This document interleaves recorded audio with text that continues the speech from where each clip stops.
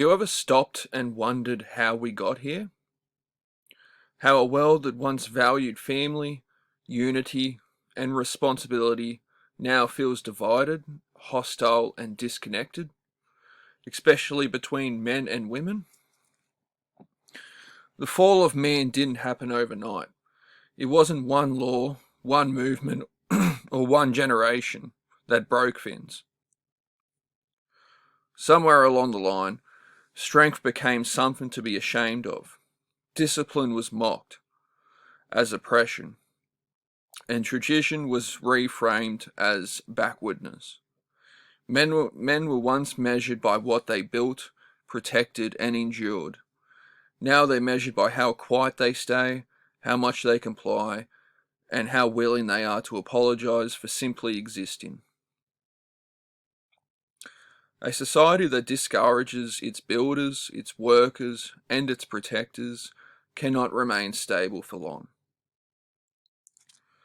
The conflict between men and women didn't arise naturally, either.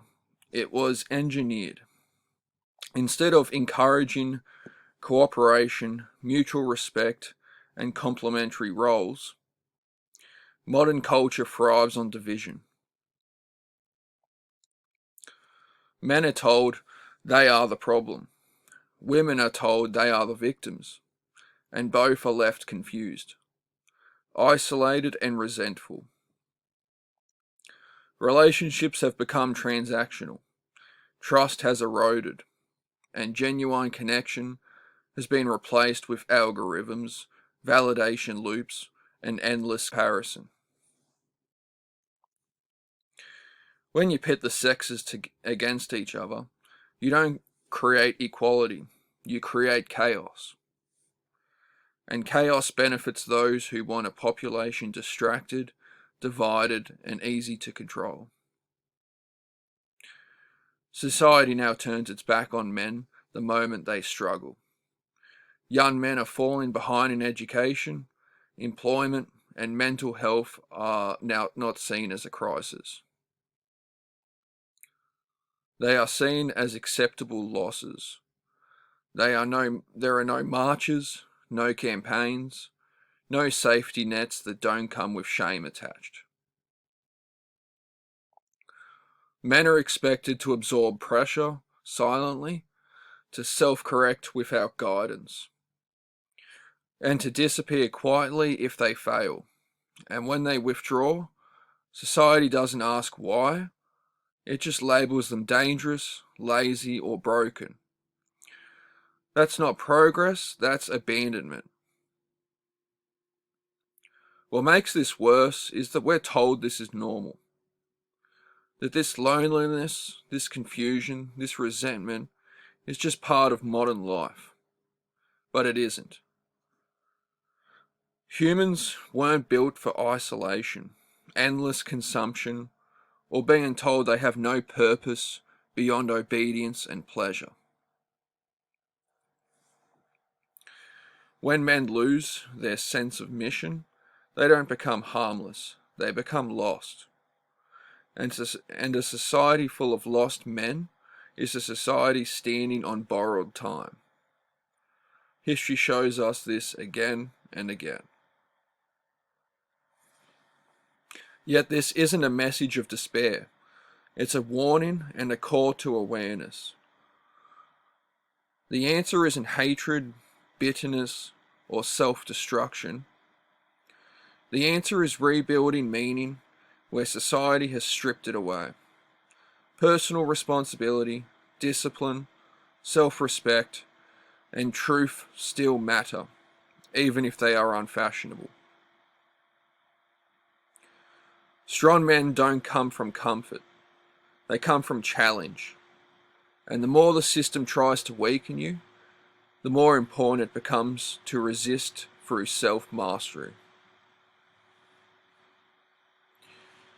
Because when everything else collapses, institutions, narratives, promises, what remains is the individual.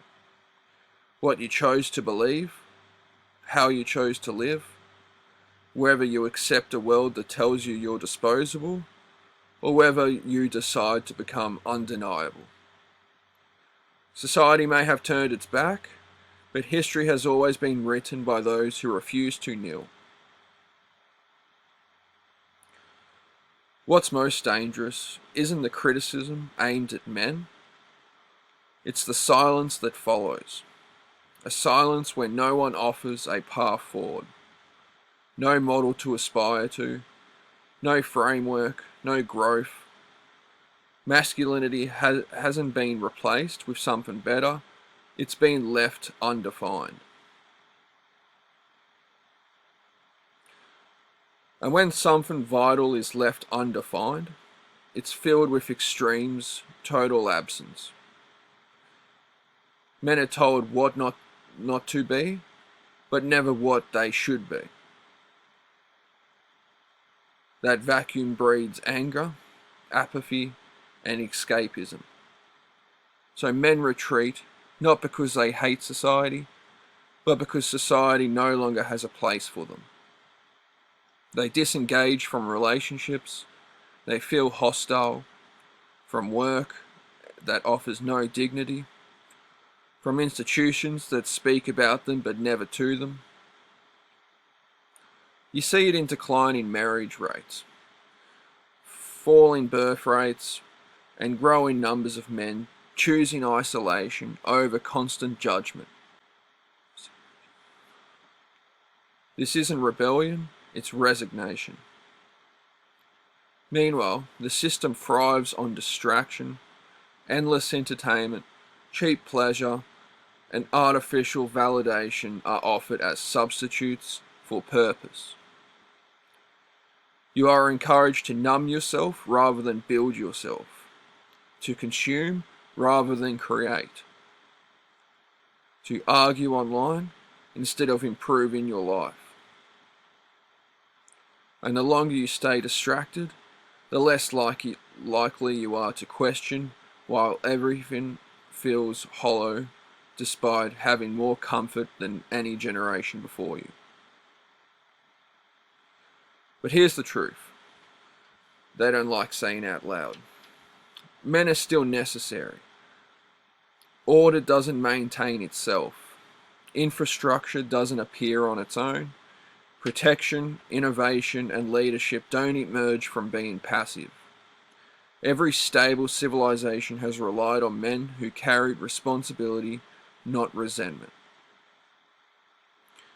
When that responsibility is stripped away or shamed, the decay doesn't show immediately. It shows years later when there's no one left willing to hold the line. The path forward isn't about refusing to become weak in a world that profits from your weakness.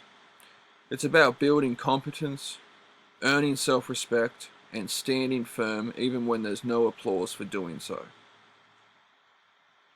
Strong men don't need permission. They build quietly, endure privately, and lead by example. And if this message resonates, it's because you already feel it. You can sense that something is off, that the story you were sold doesn't match the reality you are living. That's not paranoia, that's intuition. The fall of man doesn't end with collapse. It ends when enough individuals decide to rise, not in rage, but in resolve. This is the moment we are living in, not the end of civilization, but a test of character. A time that reveals who is shaped by pressure and who is broken by it. The fall of man isn't just something happening to us. It's something that happens when people abandon responsibility, truth, and self-respect. And it can be just as easily be reversed the same way, one individual at a time. You don't fix a broken society by begging it to care. You fix it by becoming someone it cannot ignore. By rebuilding discipline where there is chaos, meaning where there is emptiness, and strength where there is decay. Not loud strength, not performative outrage, but quiet, unshakable resolve. The kind that doesn't need validation and doesn't ask permission. Society may have turned its back, but history doesn't remember those who complained. It remembers those who endured, adapted, and built anyway. If the world tells you that you are unnecessary, prove it wrong through competence. If it tells you to sit down and stay quiet, stand taller. The future won't be saved by narratives or slogans. It will be carried by those willing to shoulder the weight when others refuse. The fall of man is only permanent if men decide to stay down, and that choice is still yours. Lately, you may have noticed big changes in society. Birth rates are falling, relationships are shifting, and more men are feeling isolated than ever before. So let's take a close look at how these trends, influenced by modern culture and changing social norms, are reshaping families, communities, and the world around us. Modern Western society is facing a breakdown in relationships that disproportionately harms men. And much of this damage stems from cultural insensitives that reward short-term female choices while ignoring long-term social consequences. For decades, women have been encouraged to prioritize independence, validation, and personal gratification above family formation, commitment, and accountability. All while being told there is no downside. The result is collapsing birth rates, fractured households, and a generation of men increasingly excluded from intimacy, purpose, and partnership. When societies decouple female sexual and relational choices from responsibility, the burden doesn't disappear. It shifts onto men who are left navigating a system that no longer values their role as providers, protectors, or fathers. At the same time, the rise of influencer culture and platforms like OnlyFans have created the simp economy, a digital marketplace where male loneliness is monetized at scale. Millions of men pour money, attention, and emotional energy into relationships with women who offer the illusion of intimacy without commitment.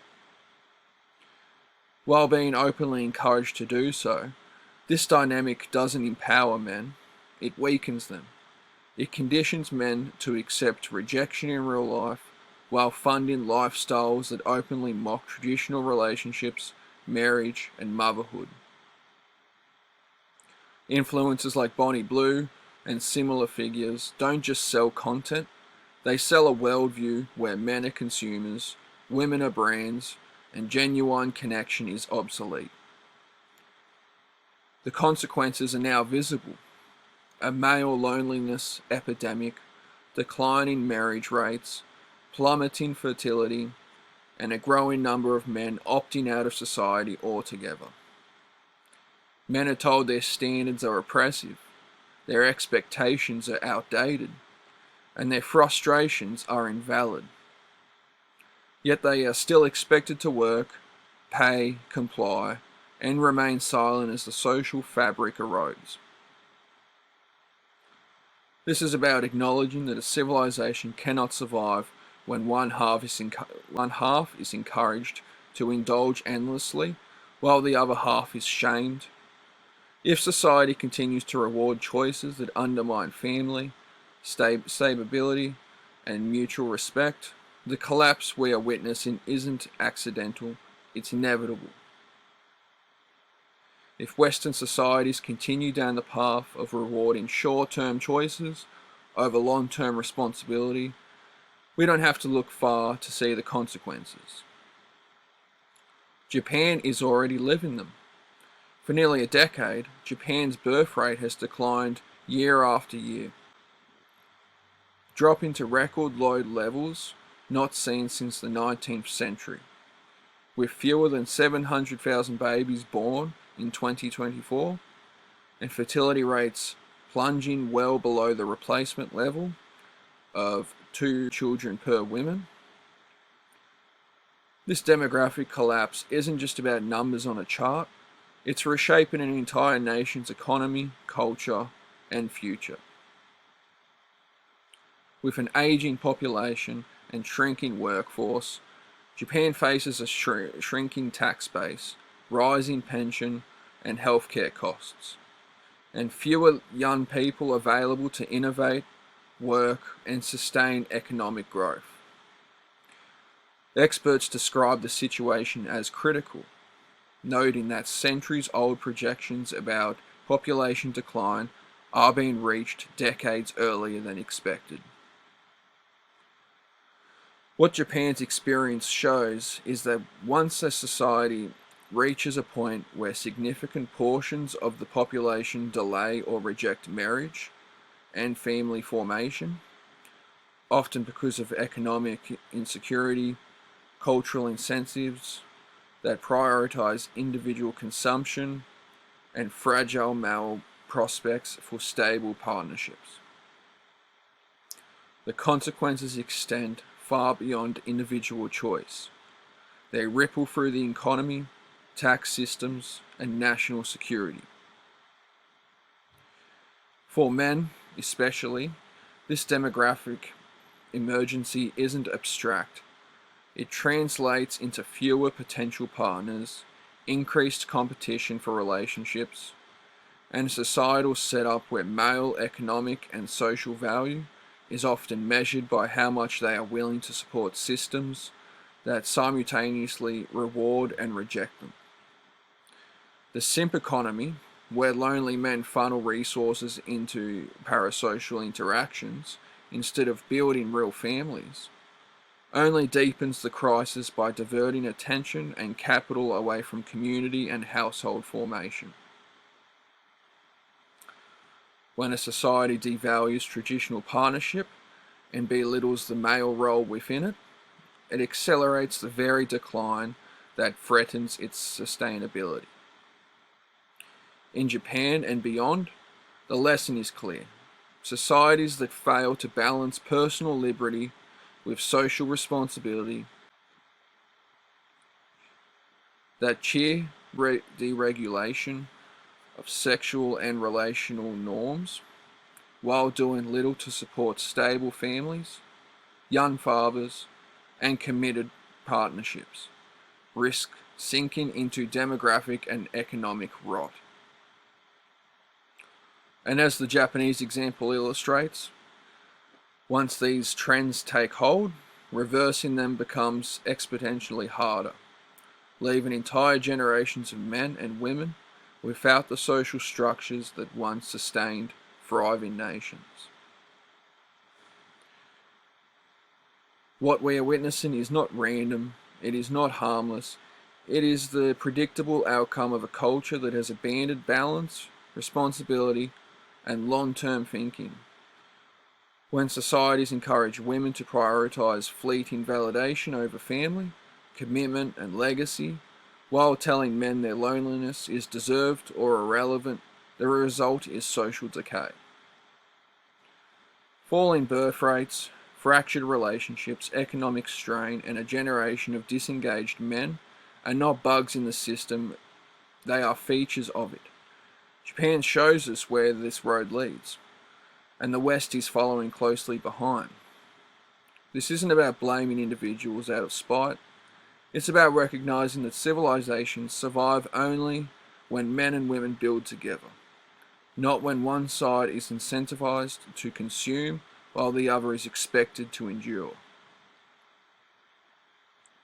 If these trends continue unchecked, the collapse won't come from invasion or catastrophe. It will come from within, quietly, through empty homes, isolated men, and a society that chose indulgence over continuity.